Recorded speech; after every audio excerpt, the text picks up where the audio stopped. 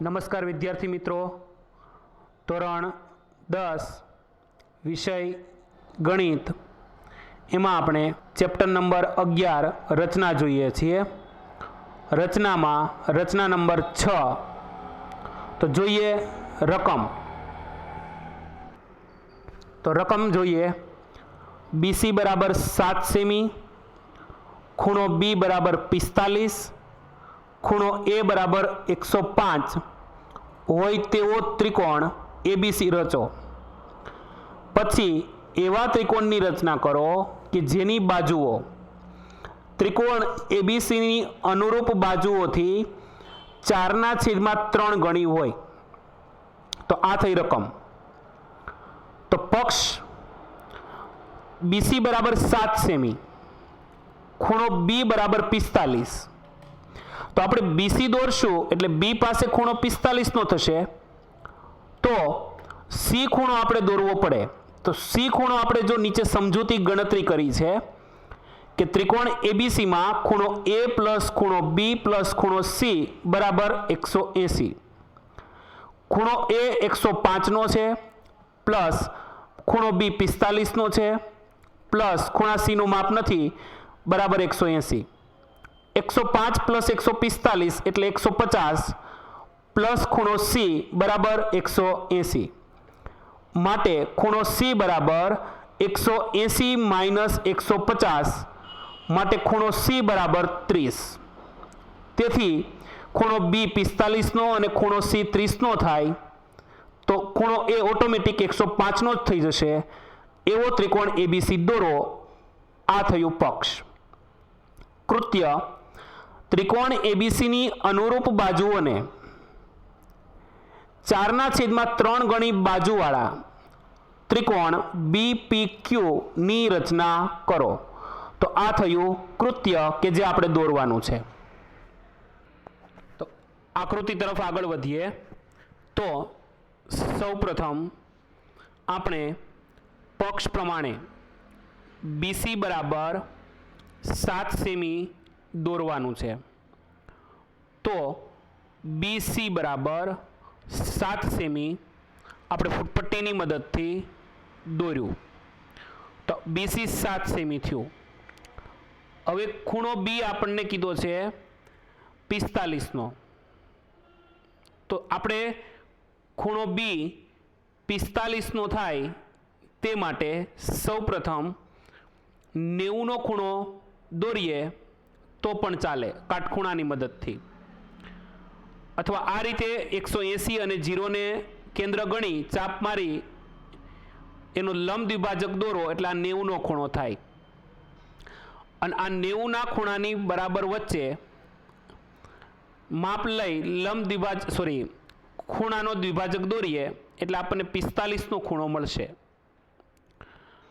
તો જે ખૂણો આપણને મળે છે અત્યારે એ ખૂણો 45 નો થશે ખૂણા B પાસે. તો ખૂણો B 45 થાય એ રીતે આપણને એક કિરણ દોરવાનું છે, જે કિરણ BY આપણે આપવાનું છે. તો CBY બરાબર 45 થાય એટલે કે ખૂણો CBY 45. આ દર્શાવ્યું 45. હવે ખૂણા C ની ગણતરી આપણે કરી હતી. તો ખૂણા C ની ગણતરી કરતા આપણને ખૂણો C 30 નો મળ્યો હતો. તો સીધો 30 નો ખૂણો ન મળે એટલે આપણે પહેલા 60 નો ખૂણો દોરીએ. તો આ જે 60 નો ખૂણો મળે છે એ 60 નો ખૂણાનો દ્વિભાજક દોરી નાખીએ આપણે તો આપણને 30 નો ખૂણો મળશે. આપણે 60 નો ખૂણો દોર્યો. હવે 60 નો ખૂણો છે એનાથી અડધું કરવું હોય તો 60 અને 0 વચ્ચેનો ખૂણો એટલે આપણને જે ખૂણો મળશે એ 30 નો ખૂણો મળશે. આ રીતે 60 જેટલું માપ લઈ પરિકરથી એક એક ચાપ માર્યા એટલે આ જે આપણને મળશે એ 30 નો ખૂણો મળશે. અને C માંથી કિરણ BY પર રેખાખંડ દોરશું અને જ્યાં છેદશે ત્યાં આપણે નામ A આપશું. એટલે જે BY પર બિંદુ આવશે એ A બિંદુ આવશે.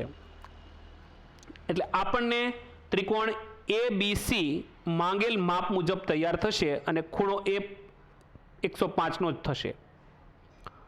હવે આપણે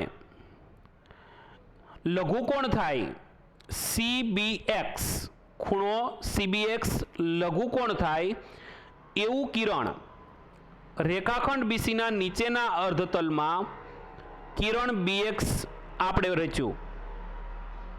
આ કિરણ BX થયું. હવે આપણે કિરણ BX પર વધુમાં વધુ 4 ચાપ મારવાના છે, કારણ કે આપણને 4/3 ગણી રચના કીધું છે. તો કિરણ BX પર આપણે ટોટલ 4 ચાપ મારશું. તો આ પહેલું ચાપ થશે, એને B1 નામ આપશું. એ માપ એટલું ને એટલું રાખીને B1 ને કેન્દ્ર ગણી કિરણ BX પર બીજું છેદતું ચાપ રચ્યું, જેને આપણે B2 નામ આપ્યું. B2 ને કેન્દ્ર ગણી તેટલું જ માપ લઈ કિરણ BX પર ત્રીજું છેદતું ચાપ રચ્યું, જેને B3 નામ આપ્યું.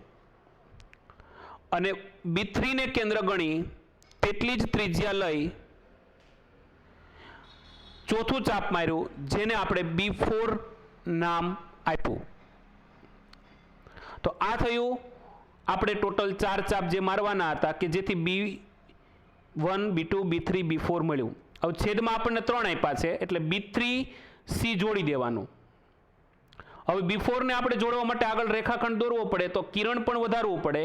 તો કિરણ CZ રચો. C માંથી આપણે કિરણ આગળ લઈ જઈએ તો કિરણ CZ રચ્યું. તો આ આપણે કિરણ CZ જે રચીએ છીએ એ કિરણ CZ પર P બિંદુ એવું લેવાનું કે જેથી B4P થાય, જે B3C સાથે સમાંતર હોય, અને P બિંદુ CZ કિરણ ઉપર આવશે, જે B4P થશે, અને P માંથી કિરણ BY પર છેદતું ચાપ રચો કે જેથી PQ થાય અને જે AC સાથે સમાંતર હોય. તો આ થયું આ PQ. અને આમ ત્રિકોણ BPQ 4/3 ગણા માપવાળો આપણને ત્રિકોણ મળ્યો. હવે આપણે B3 B4 અને P બિંદુ પાસે આ રીતના ચાપ મારવાના છે, જેમ આપણે આગળની રચનામાં માર્યા હતા એ રીતે.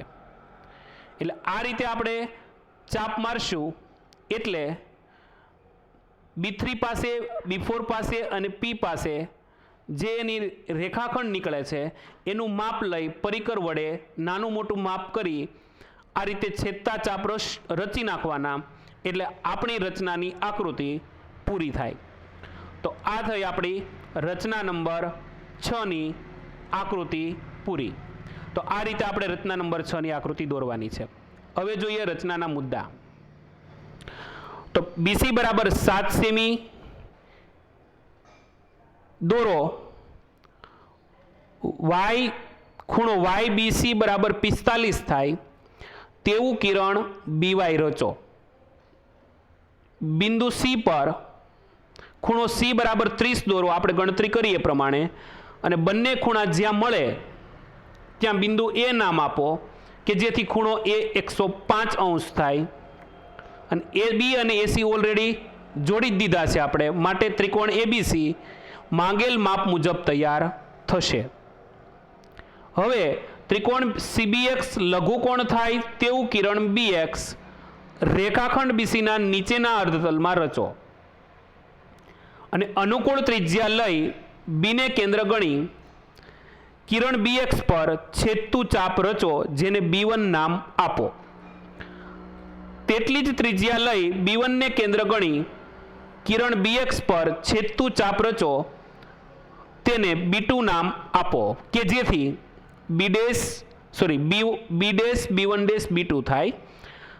તેવી જ રીતે કિરણ BX પર B3 B4 બિંદુઓ એવા મેળવો કે જેથી B1 બરાબર B1 B2 બરાબર B2 B3 બરાબર B3 B4 થાય. હવે છેદમાં આપણને 4/3 એટલે છેદમાં 3 છે એટલે B3C જોડો અને આગળનું બિંદુ જોડવા માટે આપણે ચોથું બિંદુ બાકી રહી છે તો કિરણ CZ રચવું પડશે અને આ કિરણ CZ પર બિંદુ P એવું લો કે જેથી B4P થાય અને જે B3C ને સમાંતર હોય અને કિરણ BY પર P માંથી Q બિંદુ એવું લો કે જેથી PQ થાય ને જે AC ને સમાંતર થાય. આમ જે ત્રિકોણ BPQ આપણને મળે છે એ માંગેલ માપ મુજબ તૈયાર થશે. તો આ થઈ આપણી રચના 6 પૂરી. બસ અસ્તુ.